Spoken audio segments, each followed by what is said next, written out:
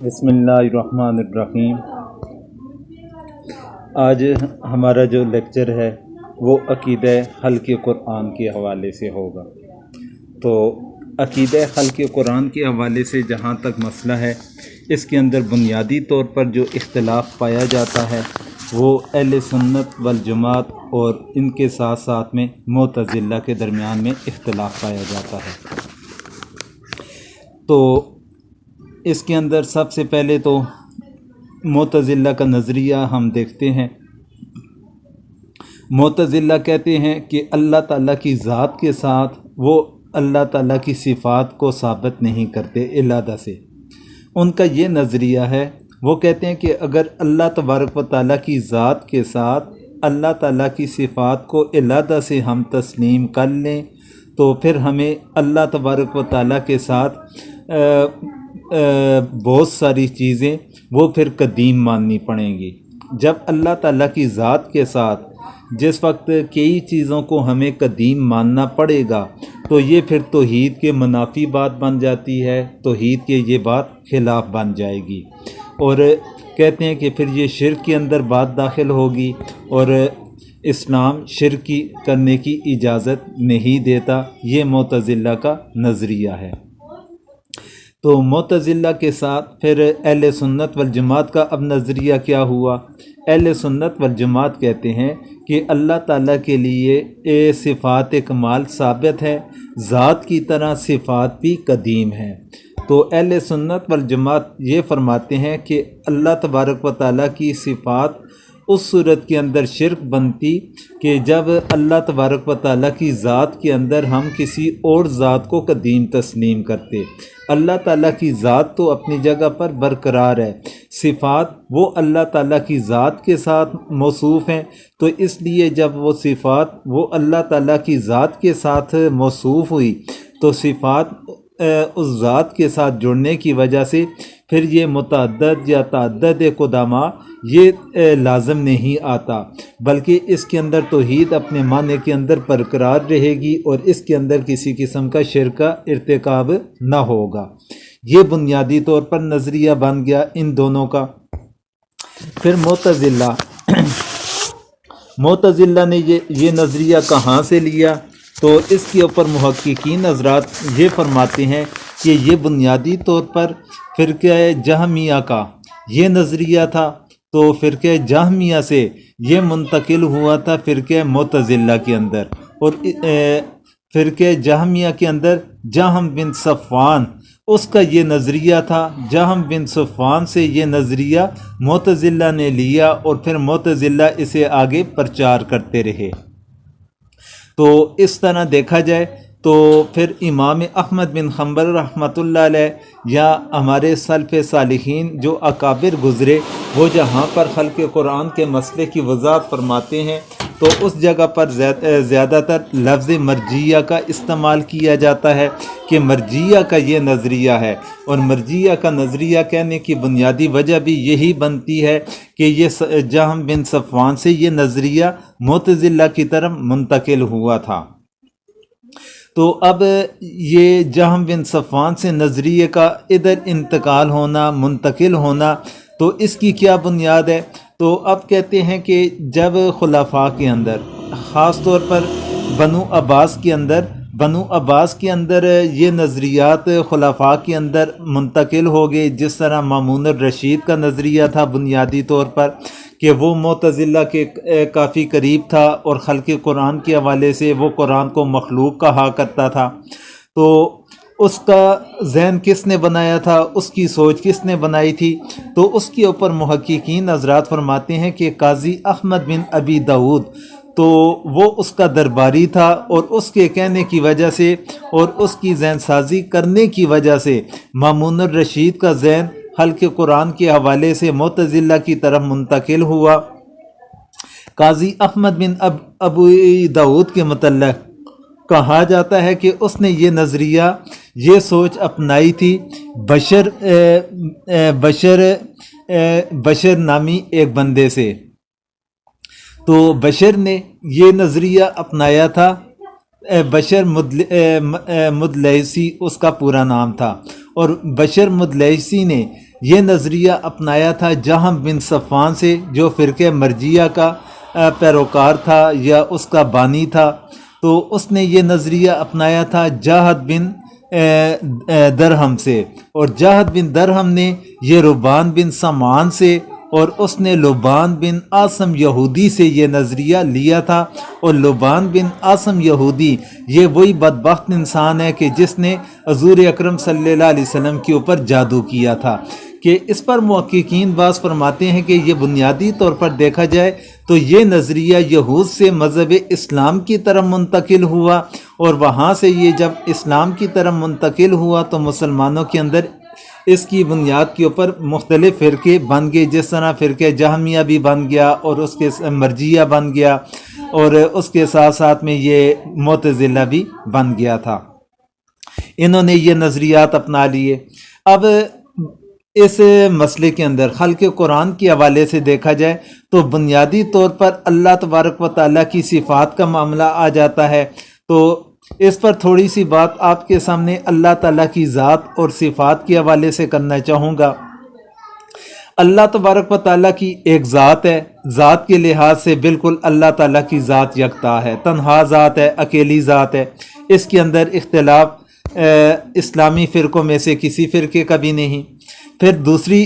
چیز آ جاتی ہے صفات کی، تو صفات کے اندر پھر اختلاف کیا گیا یہ معتزلہ کی طرف سے۔ انہوں نے کہا کہ صفات کو وہ اللہ تبارک و تعالیٰ کے ساتھ علیحدہ سے تسلیم کرنے کے وہ قائل نہیں۔ وہ کہتے کہ اگر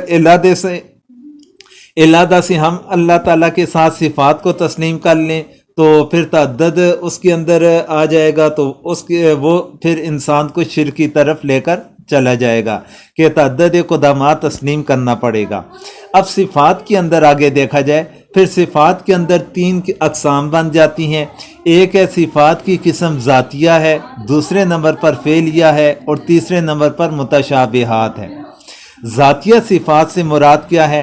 ذاتیہ صفات سے مراد اللہ تبارک و تعالیٰ کی ایسی صفات کہ اللہ تعالیٰ کی ذات کو ایسی صفات کے ساتھ موصوف کرنا کہ جس کی ضد کے ساتھ موصوف نہ کیا جا سکے،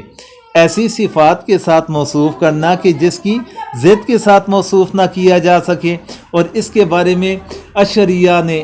7 صفات کے بارے میں ذکر فرمایا کہ وہ اللہ تعالیٰ کی 7 صفات ذاتی صفات بنتی ہیں کہ اس کی متضاد اللہ تعالیٰ کے ساتھ اسے ہم نہیں جوڑ سکتے۔ وہ 7 کون سی صفات ہیں ذاتی؟ تو اس کے بارے میں ہے کہ حیات ہے، یعنی ہمیشہ اللہ تعالیٰ کا زندہ رہنا، قدرت کہ ہر چیز اللہ تعالیٰ کے دائرہ اختیار کے اندر ہے، قدرت کے اندر ہے، علم کہ ہر چیز کا علم رکھنے والی ذات اللہ تعالیٰ کی ہے، ارادہ کہ اللہ تعالیٰ جس چیز کے کام کرنے کا فیصلہ کرتے ہیں تو اس کا ارادہ کر لیتے ہیں، پھر سمع کہ ہر انسان کی بات کا سننا، ہر مخلوق کی بات کا سننا، بصر کہ ہر چیز کو دیکھنا، اور کلام کہ اللہ تبارک و تعالیٰ کا کلام فرمانا۔ تو اب یہ چیزیں جو اللہ تعالیٰ کے ساتھ ذاتی لحاظ سے یہ صفات ہیں، تو اس کی متضاد اللہ تبارک و تعالیٰ کے ساتھ نہیں ہم جوڑ سکتے۔ جس طرح حیات ہے، حیات کا متضاد بن جاتا ہے مر جانا، اللہ تبارک و تعالیٰ اس چیز سے پاک ہیں۔ پھر اسی طرح قدرت ہے، کسی چیز کا دائرہ اختیار کے اندر ہونا، پھر اس کا جو متضاد بنے گا کہ دائرہ اختیار سے باہر ہونا، وہ اللہ تعالیٰ کے کوئی بھی ایسی چیز نہیں۔ پھر اللہ تبارک و تعالیٰ کا علم ہے، تو علم کا متضاد جہل آ جائے گا، وہ بھی اللہ تعالیٰ اس سے بھی پاک ہے۔ ارادہ ہے، سمع ہے، بصر ہے، کلام ہے، یہ تمام صفات اس لحاظ سے یہ ذاتی صفات آ گئی۔ پھر دوسرے نمبر پر صفات ہے فعلیہ۔ تو فعلیہ کون سی صفات ہے؟ کہ فعلیہ وہ ہے کہ جو خود بھی ہو اور اس کی ضد دونوں کے ساتھ اللہ تبارک و تعالیٰ کی ذات کو موصوف کر لیا جائے۔ جس طرح اللہ تبارک و تعالیٰ کی ایک صفت ہے کہ اللہ تعالیٰ زندگی عطا کرتے ہیں، تو اس کا متضاد ہے اللہ تعالیٰ مارتے ہیں۔ یہ اب دونوں وہ بذات خود بھی اور اس کی ضد، یہ دونوں صفات اللہ تبارک و تعالیٰ کے اندر پائی جاتی ہیں، اللہ تعالیٰ کی ہیں۔ پھر اسی طرح دوسری جانب دیکھا جائے اس کی اور مثال کہ اللہ تبارک و تعالیٰ رزق جسے چاہتے ہیں کشادگی عطا فرماتے ہیں، اور اس کا متضاد کہ اللہ تعالیٰ جس کے لیے چاہتے ہیں رزق کے اندر تنگی بھی کر لیتے ہیں۔ اللہ تعالیٰ ایک طرف رحم فرمانے والے ہیں، دوسری طرف اللہ تعالیٰ غضب فرمانے والے ہیں۔ تو یہ ایسی صفات کہ جس کے دونوں پہلو اللہ تعالیٰ کے ساتھ موصوف ہیں وہ فعلیہ کے اندر آ جائیں گے۔ تو پھر تیسرے نمبر کے اوپر وہ صفات متشابہات کہلاتی ہیں، اور متشابہات سے کیا مراد ہیں کہ قرآن و سنت کے اندر جو صفات اللہ تعالیٰ کے لیے ثابت ہیں اور وہ کسی حادث کے مشابہ ہوں تو انہیں کہا جاتا ہے مشابہ صفات۔ جس طرح اللہ تبارک و تعالیٰ کا ہاتھ ہے، تو اب اللہ تعالیٰ کا ہاتھ کیسا ہے؟ اب یہ متشابہ ہے کہ یہ حادث کا یعنی مخلوق کے بھی ہاتھ ہیں، تو اب متشابہ بن گیا کہ اب اللہ تعالیٰ کے لیے کیسا ہاتھ ہے؟ تو اللہ تعالیٰ کی جیسی شان ہے اس طرح کا اللہ تبارک و تعالیٰ کا ہاتھ ہے۔ اب ہمارا اتنا ایمان ہونا چاہیے کہ اللہ تبارک و تعالیٰ کی یہ صفات ہیں، اب کس حالت کے اندر ہیں، کس کیفیت کے اندر ہیں، وہ پھر کیفیت وہ اللہ تبارک و تعالیٰ کی شان کے مطابق آ جائیں گی۔ یہ آ گئی تفصیل اللہ تبارک و تعالیٰ کی ذات اور صفات کے لحاظ سے۔ تو پھر اس کے ساتھ حلقے قرآن کے حوالے سے ساتھ میں اتنا ذکر کرنا چاہوں گا کہ اہل سنت والجماعت کے اندر سب سے زیادہ ابتلا کا آزمائش سے گزرنے والی جو شخصیت تھی وہ حضرت امام احمد بن حنبل تھے، اور ان کے ساتھی محمد بن نوح تھے۔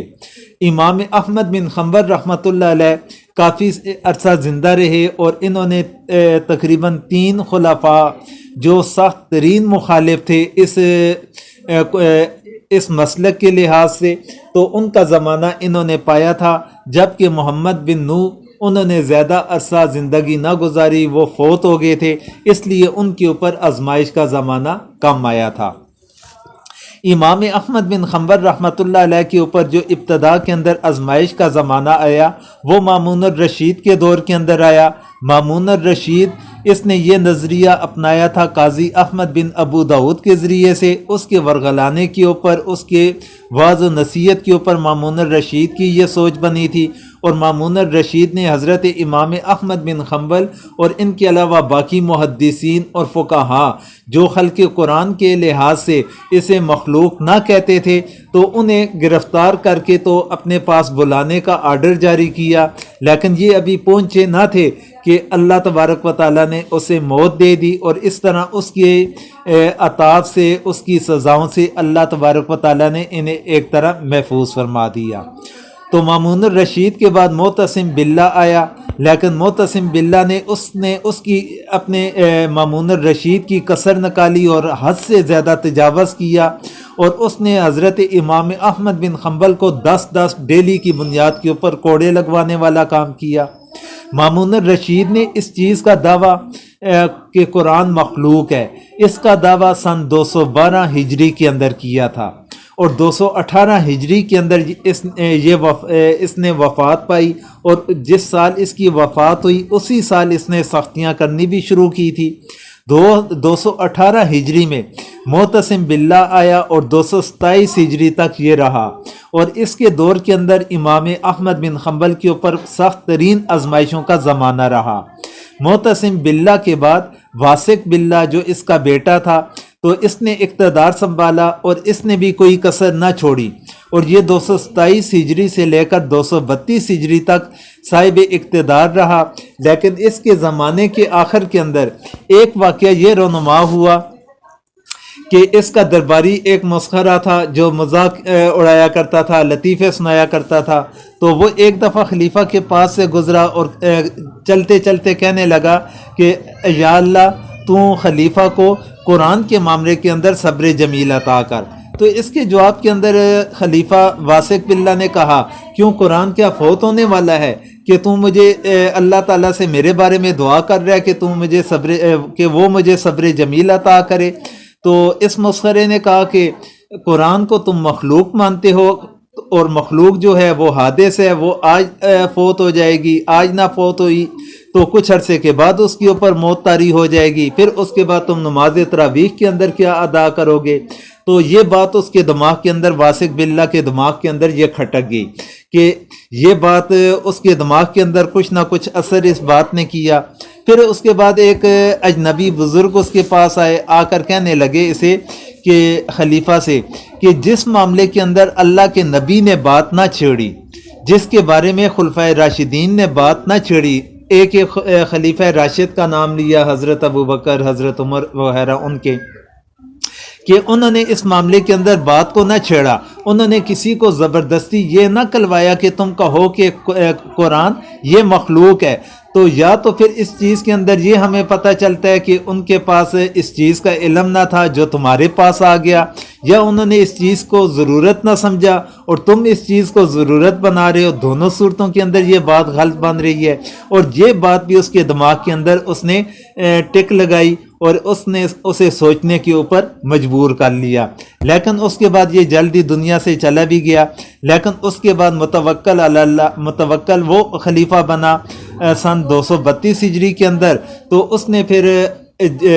اس معاملے کے اندر جتنی عدالتیں بنی ہوئی تھی سزائیں دینے کے لیے، ان تمام عدالتوں کو ختم کر لیا، اور جن کے اوپر سزائیں نافذ تھیں ان کی سزاؤں کو اس نے معطل کر دیا، ختم کر دیا۔ اس طریقے سے حضرت امام احمد بن حنبل رحمۃ اللہ علیہ نے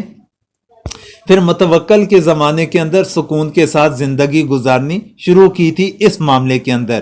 یہ تفصیل تھی خلق قرآن کے حوالے سے کہ مختلف مسالک کے نظریات، پھر اس کے ساتھ ساتھ میں اس کے اوپر آنے والی آزمائشیں، اور ان آزمائشوں کے دوران خاص طور پر واسق باللہ کا جو دور تھا، اس دور کے اندر ایک ڈاکو تھا ابن الہیثم کے نام کے ساتھ۔ تو واسق باللہ کے دور کے اندر وہ امام احمد بن حنبل کے پاس آیا، کافی اس نے کوشش کی کہ میں کسی طرح ان کے ساتھ ملاقات کر لوں۔ آخر کوشش کے بعد اس کی ملاقات حضرت امام احمد بن حنبل کے ساتھ ہوئی۔ اس نے کہا کیا آپ اپنے آپ کو اس نظریے کے اوپر حق پر سمجھتے ہیں؟ انہوں نے کہا میں پورے وثوق کے ساتھ کہتا ہوں کہ میں حق کے اوپر ہوں۔ تو پھر اس ڈاکو نے کہا کہ میں ڈاکہ زنی کرتا ہوں اور آج تک میں 1800 کوڑے کھا چکا ہوں، 1800 کوڑے کھانے کے باوجود بھی آج تک میں نے اپنے جرم کا اقبال جرم نہیں کیا۔ وجہ کیا کہ میں غلط کے اوپر ہوں، اس کے باوجود میں اقبال جرم نہیں کر رہا، سزا کو برداشت کر رہا ہوں، اور آپ حق پر ہیں، اور اگر آپ کے پاؤں کے اندر ذرا بھی لغزش آ گئی تو آپ کی جو امت ہے، یہ دین کا معاملہ ہے، تو وہ ساری کی ساری گمراہی کے گڑھے کے اندر جا گرے گی۔ تو امام احمد بن حنبل رحمۃ اللہ علیہ ساری زندگی اس ڈاکو کو دعا دیا کرتے تھے۔ وہ فرمایا کرتے تھے کہ میں پہلے بھی استقامت کے اوپر تھا، لیکن اس کی بات نے مجھے اور زیادہ استقامت کے اوپر مجبور کر دیا کہ اگر میرے پاؤں کے اندر ذرا بھی ہچکچاہٹ سی آ گئی، لغزش آ گئی، تو اس صورت کے اندر یہ نہ ہو کہ یہ امت کی گمراہی کا ذریعہ بن جائے، یا امت کے لیے گمراہی کا دروازہ کھولنے کے مترادف بن جائے۔ یہ تفصیل تھی خلق قرآن کے حوالے سے جو آپ حضرات کے سامنے میں نے ذکر کر لی ہے۔